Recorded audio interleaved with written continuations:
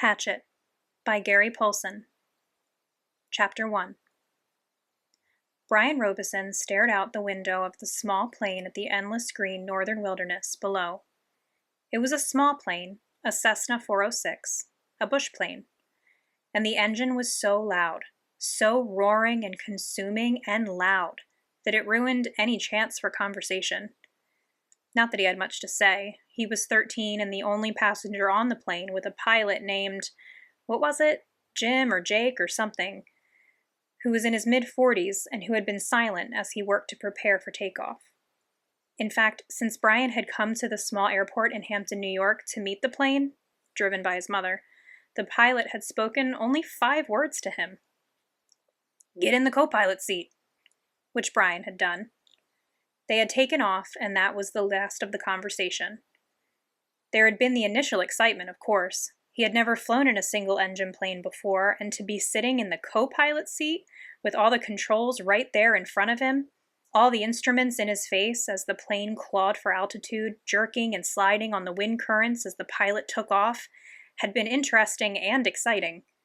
But in 5 minutes they had leveled off at 6,000 feet and headed northwest, and from then on the pilot had been silent, staring out the front, and the drone of the engine had been all that was left.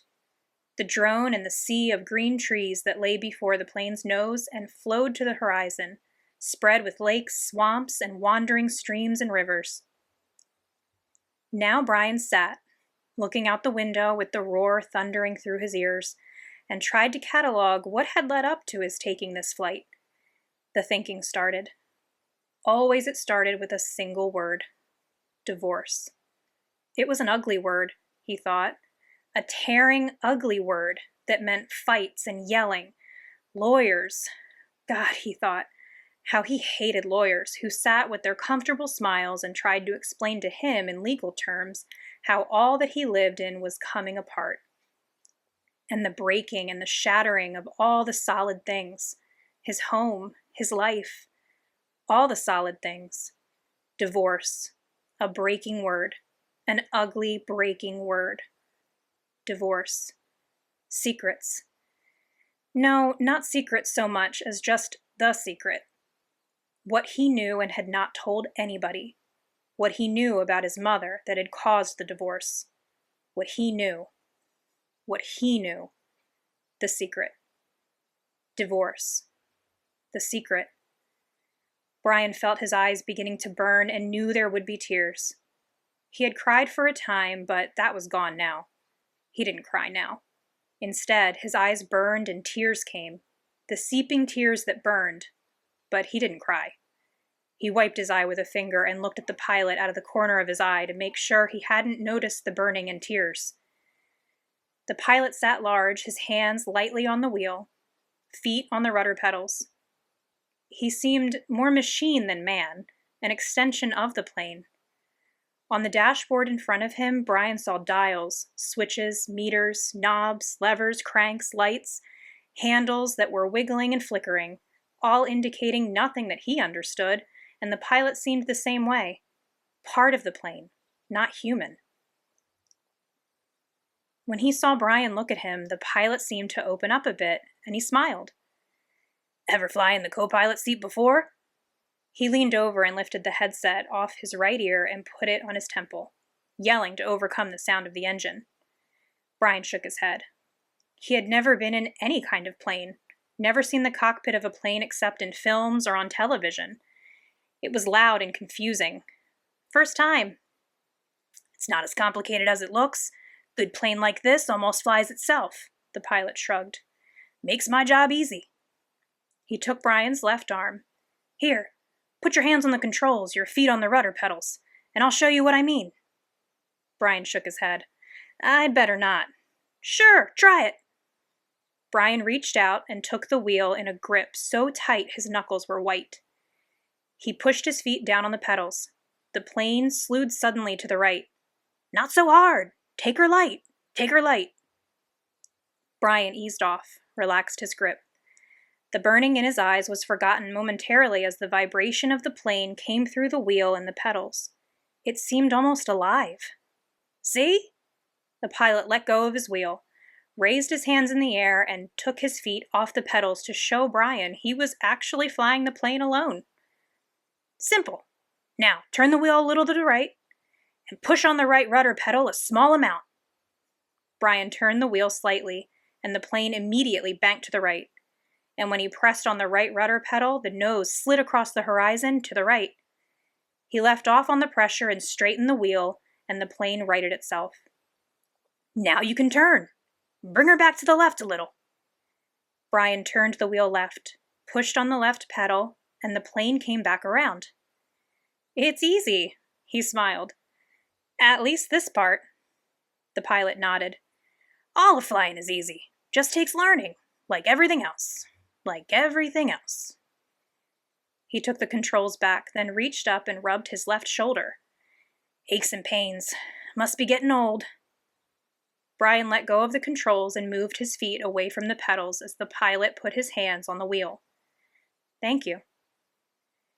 But the pilot had put his headset back on and the gratitude was lost in the engine noise, and things went back to Brian looking out the window at the ocean of trees and lakes. The burning eyes did not come back, but memories did, came flooding in. The words. Always the words. Divorce. The secret. Fights. Split. The big split. Brian's father did not understand as Brian did, knew only that Brian's mother wanted to break the marriage apart. The split had come and then the divorce, all so fast. And the court had left him with his mother, except for the summers and what the judge called visitation rights. So formal. Brian hated judges, as he hated lawyers. Judges that leaned over the bench and asked Brian if he understood where he was to live and why. Judges who did not know what had really happened. Judges with the caring look that meant nothing, as lawyers said legal phrases that meant nothing. In the summer, Brian would live with his father. In the school year, with his mother. That's what the judge said, after looking at papers on his desk and listening to the lawyers talk. Talk. Words. Now the plane lurched slightly to the right, and Brian looked at the pilot. He was rubbing his shoulder again, and there was a sudden smell of body gas in the plane. Brian turned back to avoid embarrassing the pilot, who was obviously in some discomfort. Must have stomach troubles. So this summer, the first summer, when he was allowed to have visitation rights with his father, with the divorce only 1 month old, Brian was heading north. His father was a mechanical engineer who had designed or invented a new drill bit for oil drilling, a self-cleaning, self-sharpening bit. He was working in the oil fields of Canada up on the tree line where the tundra started and the forest ended. Brian was riding up from New York with some drilling equipment. It was lashed down in the rear of the plane next to a fabric bag the pilot had called a survival pack, which had emergency supplies in case they had to make an emergency landing. That had to be specially made in the city, riding in a bush plane with the pilot named Jim or Jake or something, who had turned out to be an all right guy, letting him fly and all. Except for the smell. Now there was a constant odor. And Brian took another look at the pilot, found him rubbing the shoulder and down the arm now, the left arm, letting go more gas and wincing. Probably something he ate, Brian thought. His mother had driven him from the city to meet the plane at Hampton where it came to pick up the drilling equipment. A drive in silence. A long drive in silence. 2.5 hours of sitting in the car, staring out the window, just as he was now, staring out the window of a plane. Once, after an hour, when they were out of the city, she turned to him. Look, can we talk this over? Can't we talk this out? Can't you tell me what's bothering you? And there were the words again. Divorce. Split. The secret. How could he tell her what he knew? So he had remained silent, shook his head and continued to stare, unseeing, at the countryside, and his mother had gone back to driving, only to speak to him one more time when they were close to Hampton. She reached over the back of the seat and brought up a paper sack. I got something for you, for the trip. Brian took the sack and opened the top. Inside there was a hatchet, the kind with a steel handle and a rubber hand grip. The head was in a stout leather case that had a brass riveted belt loop. It goes on your belt. His mother spoke now without looking at him. There were some farm trucks on the road now, and she had to weave through them and watch traffic. The man at the store said you could use it, in the woods with your father. Dad, he thought. Not my father. My dad. Thanks, it's really nice. But the words sounded hollow, even to Brian. Try it on, see how it looks on your belt. And he would normally have said no. Would normally have said no, that it looked too hokey to have a hatchet on your belt. Those were the normal things he would say. But her voice was thin, had a sound like something thin that would break if you touched it. And he felt bad for not speaking to her. Knowing what he knew, even with the anger, the hot white hate of his anger at her, he still felt bad for not speaking to her. And so to humor her, he loosened his belt and pulled the right side out and put the hatchet on and rethreaded the belt. Scooch around so I can see. He moved around in the seat, feeling only slightly ridiculous. She nodded. Just like a scout, my little scout. And there was the tenderness in her voice that she had when he was small, the tenderness that she had when he was small and sick, with a cold, and she put her hand on his forehead, and the burning came into his eyes again, and he had turned away from her and looked out the window, forgotten the hatchet on his belt, and so arrived at the plane with the hatchet still on his belt. Because it was a bush flight from a small airport, there had been no security, and the plane had been waiting, with the engine running when he arrived. And he had grabbed his suitcase and pack bag and run for the plane without stopping to remove the hatchet. So it was still on his belt. At first he had been embarrassed, but the pilot had said nothing about it, and Brian forgot it as they took off and began flying. More smell now. Bad. Brian turned again to glance at the pilot, who had both hands on his stomach and was grimacing in pain, reaching for the left shoulder again as Brian watched. Don't know, kid. The pilot's words were a hiss, barely audible.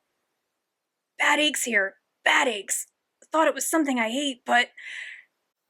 He stopped as a fresh spasm of pain hit him. Even Brian could see how bad it was. The pain drove the pilot back into the seat, back and down. I've never had anything like this.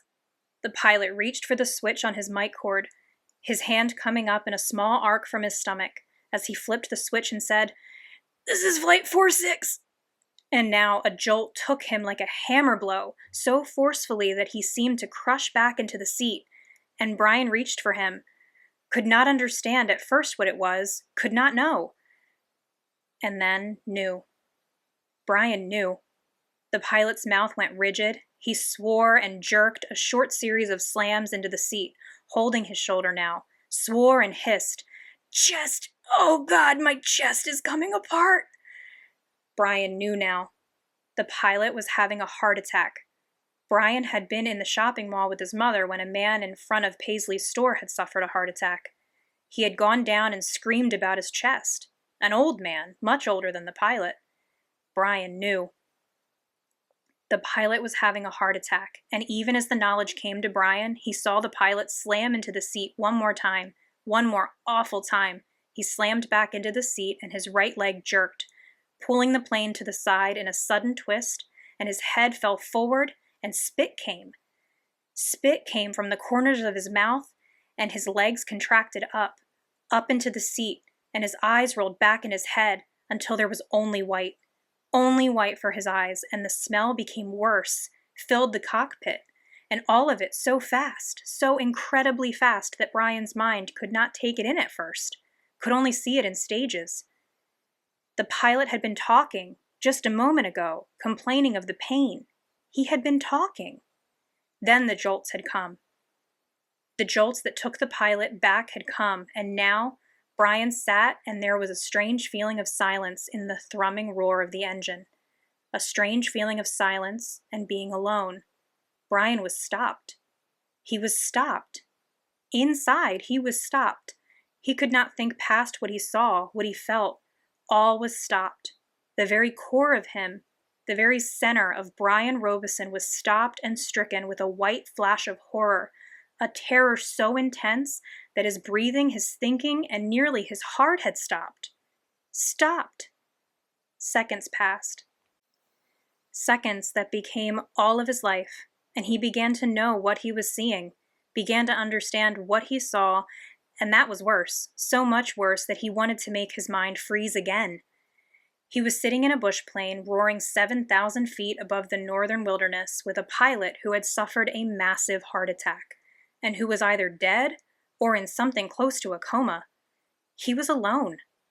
In the roaring plane with no pilot, he was alone. Alone.